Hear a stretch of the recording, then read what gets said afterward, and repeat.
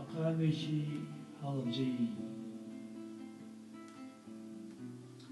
ئەو سەردەمەی گوێم لە بەستەی بەلەنجە بوو کە بارەسێ و ئاراسەکەی بەروشای هەڵبجە بوو. هەڵەبجە شای پەری و دڵبەران کاری ئاشقان قیبلەی پەیمان پەروەران بوو. ئەوێ سەرچاوەی چاوگەش و ڕەش برۆ بوو، ڕووبەناری مەمی سینەی تامەزنۆ بوو. هەڵەبجە شوێن فریشتە بوو، بەهەشتە بوو، پێدەستی ڕوو لە هەوراباری گەشتە بوو. هەڵەبجە جێی دایک و براو خوشی شیرین، خەوری شیرین شەوان لە لای ئەوان دەیدیم. یەکەم خۆشەویست، یەکەم کچ، یەکەم هاوسۆز لەو هەوارە پیرۆزەوە خۆی گەیاندا یەکەم دیوانم بە ناوی کسپۆسۆس. هەر لەوێشدا چەند شاعیرێک دەستیان گوشید، ئەحمەد موختارجاف گۆران بیری کوردایەتی و ڕازگۆییان پێدەبەخشید. نالی، مەولەوی، کەمالی، هەژار، شەونم، شارەزووری، شەوانە وشەی وشەیان بە دیدەمدا ڕادەبووی. بۆیە هەمیشە شەیدای هەڵەبجە بوو، لەوێ لای هاوبیرەکانم جێفەرجە بوو. بەڵام داگی کەری دڵڕەش دەبژەهراوی نەیهێشت ئەو باشتر تاسر گەشت بێت چاوی خۆرەتاوی. گەوژەکانی قەڵگەی ئۆجە بە شاڵاوی دڵندانە نەک بارەسیە و نەک لەنجە، بەڵکو مەرگ و ماڵ ئاواڵی، بەڵکو مەرگ و ماڵوێرانی کە لە دیاری شاری ئازیزی هەڵەبجە. ئێستاش ڕۆم لە تۆم، ئێستاش ڕۆ لە تۆم ئەی هاوپەیمانی، چونکە پێ ساڵەوە بەرم پەلی خانووی هەڵەبجە. دەزانم تۆش ئێستا پیربوویت و ژوور شەستی، پرچی سپید وەک دیارە شعرێکی تایەربەک دەهۆنیە و دەیبەستی. کاتی ناوبوو، شعر ناوبوون، وشەکانم بۆ نەمامی بەشد و باڵاکەت لاولاو بوون.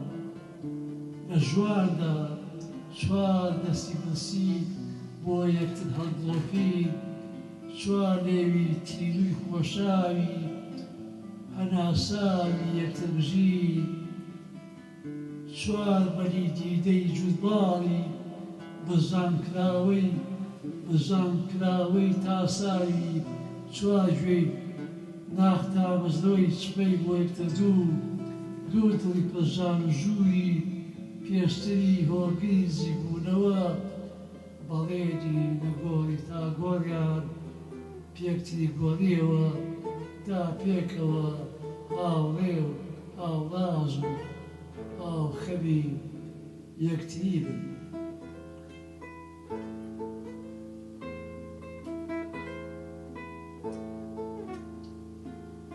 لە کوردستانی داستان و دیواری ئەرخەوانیدا مامی ماتی پڕ لە بۆنەی بۆنخۆش و شیر و هەندێک جاری ستر و تاڵە.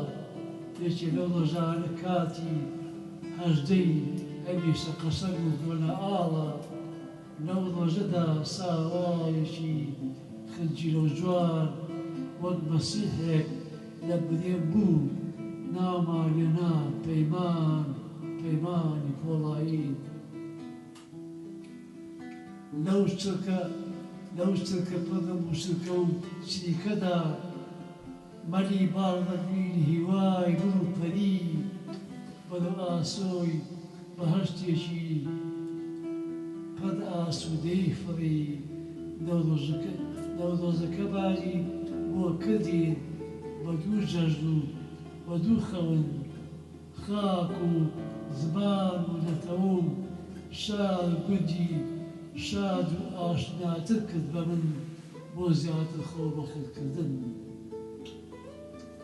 بەڵا ئاخ ساڵی هەشتا کە تەمەنی پەیمان گەیشتە لێوای 25 ئەو یادەمان لێبوو بە شیوەن و پرسە هەر مەپرسە خۆت لە خۆم زۆر هەستیاتری دەزانی چەند پڕ لە ئەندێشە و ترسە دڵنیا هەردی لە یادە ناچێتەوە لانەی لەدایک بوونەکەت بە بارگەسان چی بەسەر هات بۆی لێم بەگرە کە دەڵێ بەداخەوە 19 ساڵە وا بووش بە 20 باڵای شعرێ ڕاگوزاری نەکردووە یادنامەیەکت لێم نەبیست دیدە و گەروی ساڵ ڕۆژی شووری کارەسات لە 16 و 18دا بۆ فرمێسک و هەنیسک و ئاخ نەبێ گۆیان نەکردووە کاتێک کە یادی 5,000 فریشتەمان دەکەمەوە